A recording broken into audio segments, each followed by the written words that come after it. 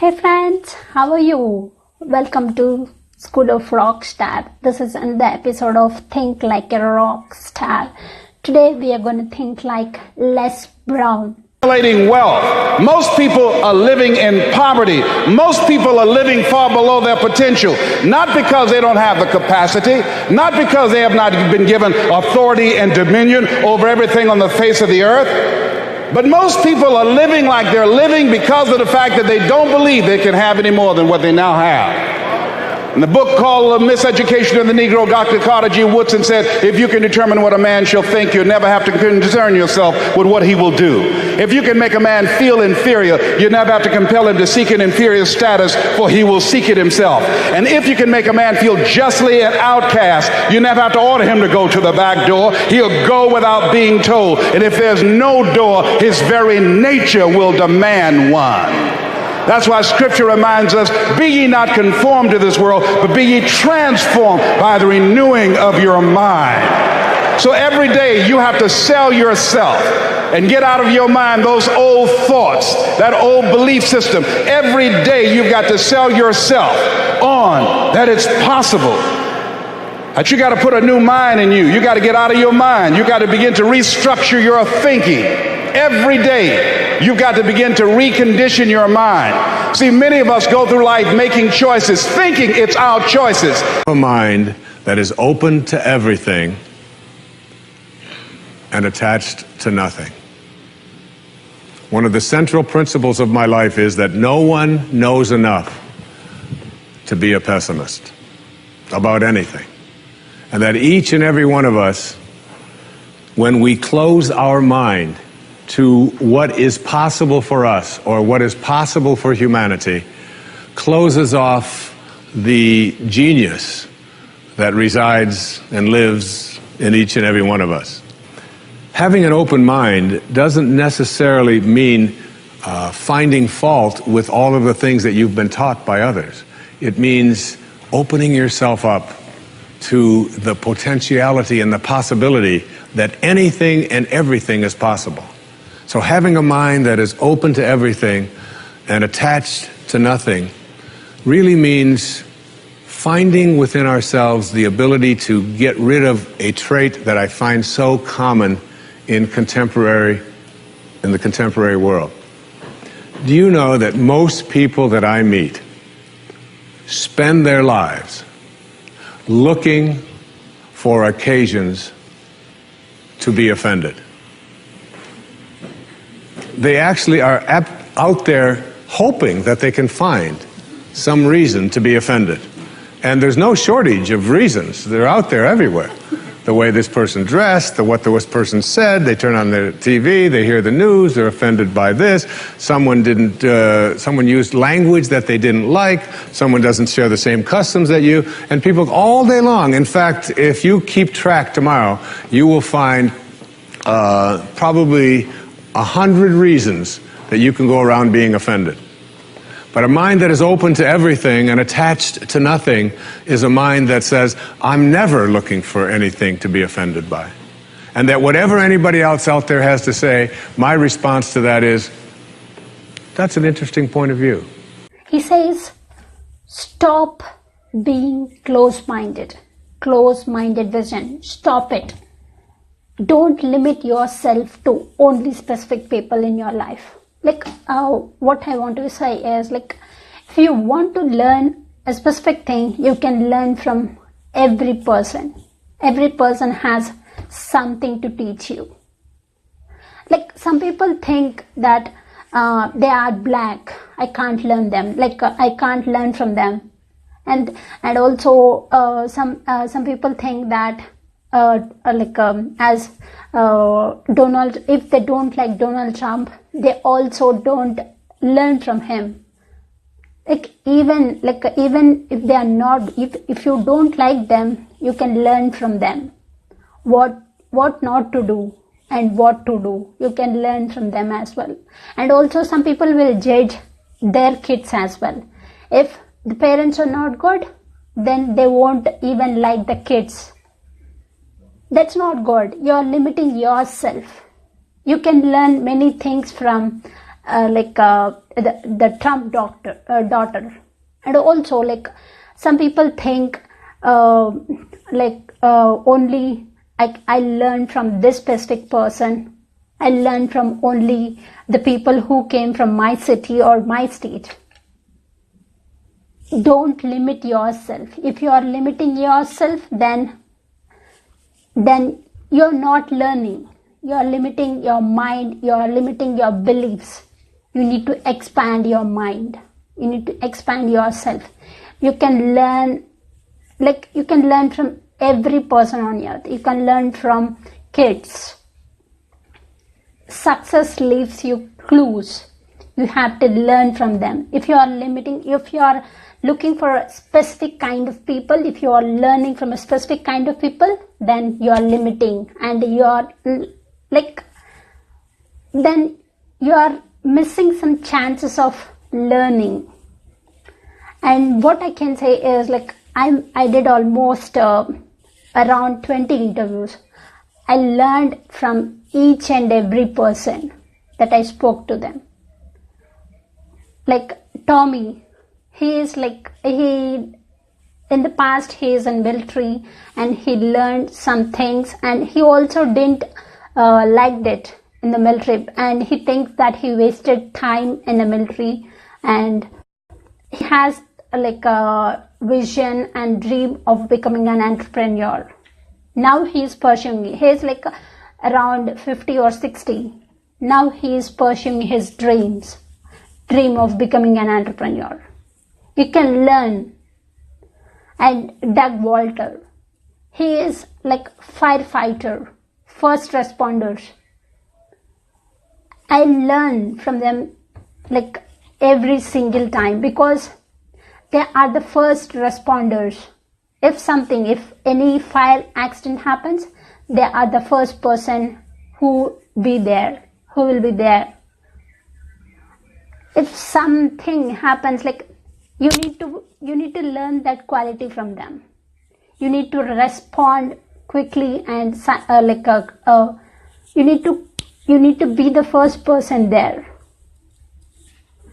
So you can learn one quality from each and every person. And Lynn, I learned from her that she believes in help. Asking for help is a strength.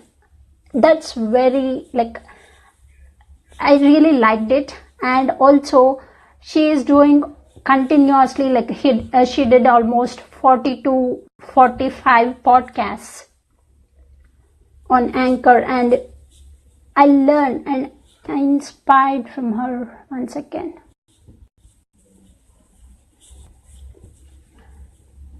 I got inspiration from her, and I started my own podcast last week.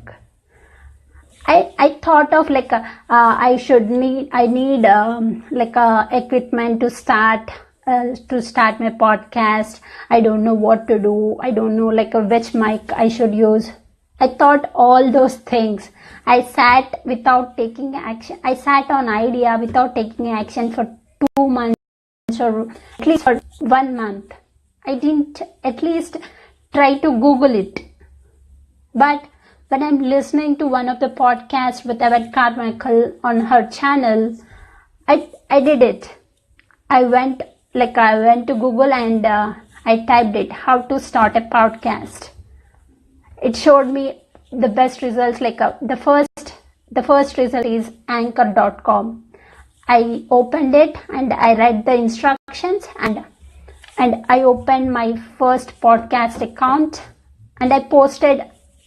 One of the benefit for me is I already have the content to post there, because I did interviews for YouTube channel. So I posted the audio version of those interviews into anchor.com. It's very easy for me. I just need to convert the video into audio, and I posted it.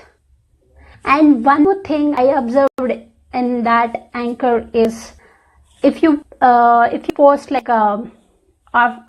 to 15 podcasts, then your podcast will be available in some next platforms.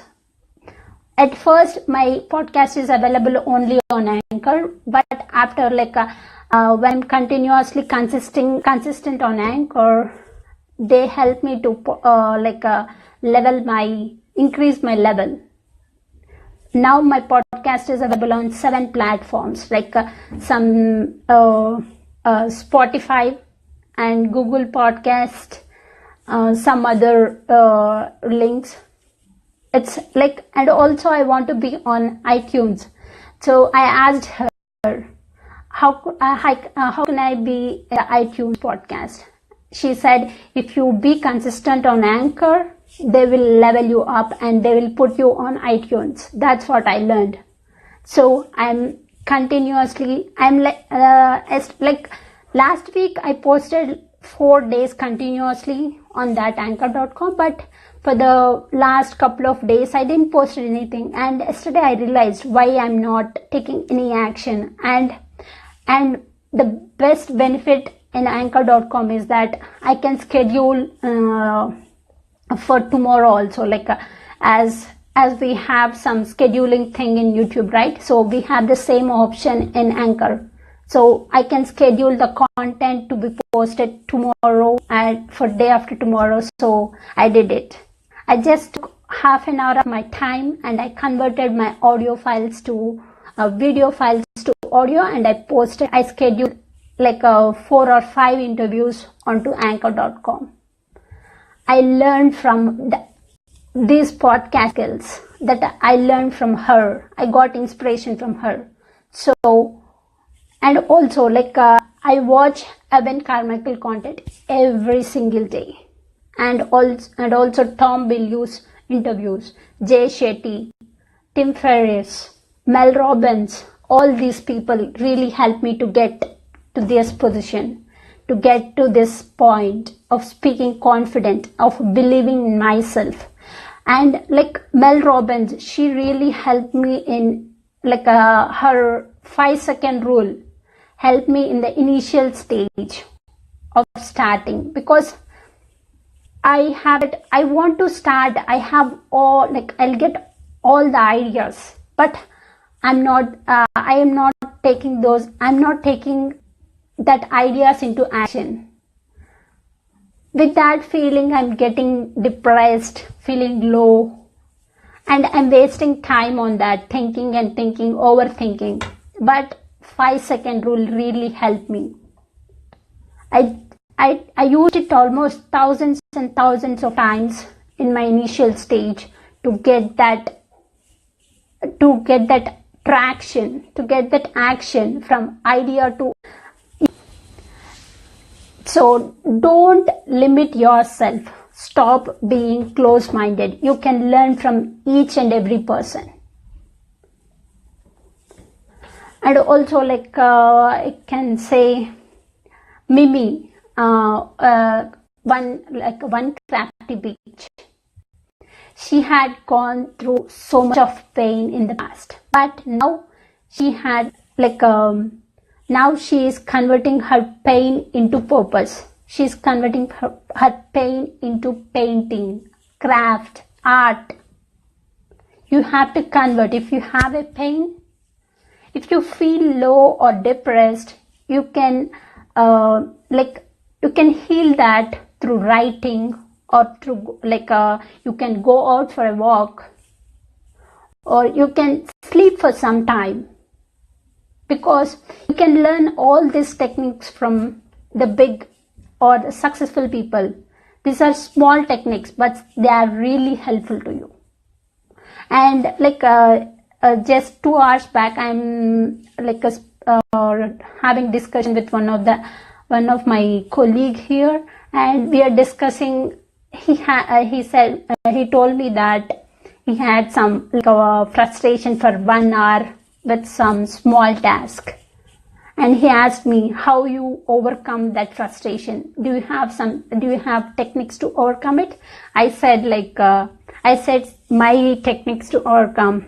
I said, if I feel low or depressed, if it is a small thing, then I'll go for a walk, or I will watch a comedy video, or I'll watch a kid's video, so that my heart feels happy and I can get into the work next, like after 10 to 15 minutes. And if I feel really depressed and if somebody hurts me really hard, then I'll cry out loud. I'll cry out for at least half an hour or 1 hour, and I'll go to sleep. After waking up from that sleep, I'll feel very refreshed. Then I'll feel like normal after getting out from that sleep. And also, yeah, I told like 3 or 4 techniques, not techniques, the things I do, the sleeping, the crying, and watching comedy videos, going up. So these are the techniques for him. So I really felt happy. And what is one more thing? Today is the greatest day, like the best day of my life. Like I already been in Instagram feed, and when I get satisfaction or some kind of fulfillment feeling in myself, then I feel like sleeping. I feel like I feel like I'll get sleep. I get yawnings and all. That's what I noticed 3-4 times in the past, and also today I felt the same. If I had that fulfillment, satisfaction, I feel like sleeping for some more time. So today I'm gonna sleep for more time to enjoy that happiness. Thank you guys. Don't limit yourself. Stop being close-minded. You have a chance to learn from each and every person around you in your community, and if you don't have, you can learn, like even if they are bad persons, even if they are not doing good, you can learn from them what not to do, how you should behave, what not to do and what to do. So there is a chance of learning.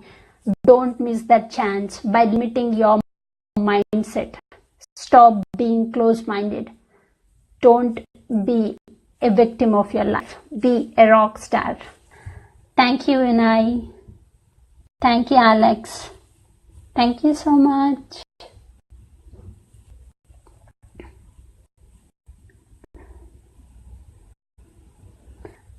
I think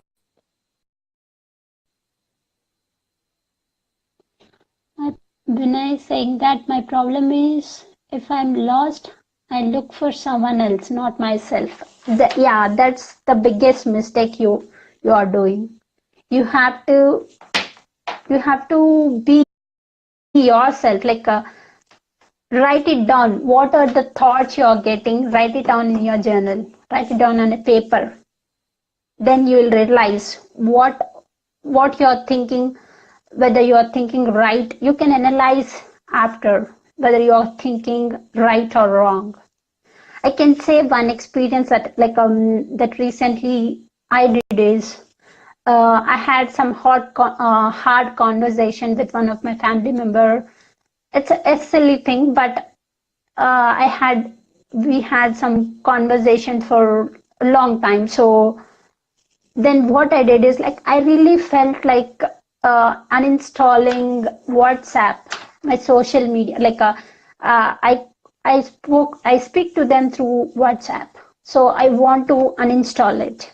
And also I got the thoughts like am I thinking wrong, or why if I'm talking to her she's feeling like my talk as an argument, whether I'm talking wrong or right. I wrote it down in a paper, all these thoughts, and why she is not taking my words. What I really felt is, even if you don't like my advice, even if you don't want to take my advice, but if other person is telling you something, you have to have that patience to listen. That's what I really felt. And also like I felt other 2-3, I got almost like a 4 or 5 thoughts at that time, and I wrote it down on a journal. Then after, like I got like a best relief, not a best relief, like a quick relief after I wrote on a journal, on a paper. So you have to be yourself. Body is very important, but the mind is more important than the body. We have to visualize what that body ought to look like in order to make it win, because that's what creates then the will that you need to go to the gym every day, the will that makes you go into the 4 reps, the will that makes you go beyond when you do your 500-pound reps in the squats and you can't do another rep and your body is shaking. It's the will that makes you go one more time down and struggle up one more time. And so it's all of this, so the mental aspect that motivates you and that makes the difference between you being in the gym full of joy and looking forward to doing that extra rep and looking forward to doing those extra 100 reps in the sit-ups and working past the pain barriers. That all is the mind. That's not the body. So this is why I think the body is very important, but the mind is more important. Year-old kid from Azusa, California, with no real education other than self-education, with no background, with parents that did their best, all of them, with no money, but I did one thing. I love people, and I had an enormous demand I made upon myself, and I sculpted my mind and my emotions to get me to do whatever it would take to achieve and to contribute. But to do that, I did it by using my body and changing my focus. I did it by putting myself in a peak physiology and using what I call incantations. Can you train yourself to believe something, yes or no? Absolutely. How many of you ever made the fatal mistake of going to Disneyland or Disney World, and while you're there made the fatal mistake of going to a ride called It's a Small World After All? What happens for about a week after you're out of that damn place? You're still singing this thing in your head in 24 languages, right? Well, let me tell you something. How many of you have things when you want to go achieve them and this part of your voice goes, oh, it's not going to happen, or forget it? How many got a voice that sometimes interrupts that good pattern? Say, I. And what you want to do is train a new one. So starting when I was 17, I started doing incantations, not affirmations. Affirmation, you go, I'm happy, I'm happy, I'm happy, I'm happy, I'm happy. What's the problem? You haven't changed your what? Your what? Physiology. If you don't change your physiology, you won't get anything. So in incantations, not only you speak it, but you embody what you're saying with all the intensity you can. And you do it with enough repetitions that it sticks in your head. Like It's a Small World, now the conversation in your head is always the same and it gives you what you want. So you use your body and your voice. So 17 years ago, I started doing things. I was working for Jim Rohn, this speaker, and I was 17 years old. I had long hair, minestrone soup, acne on my face.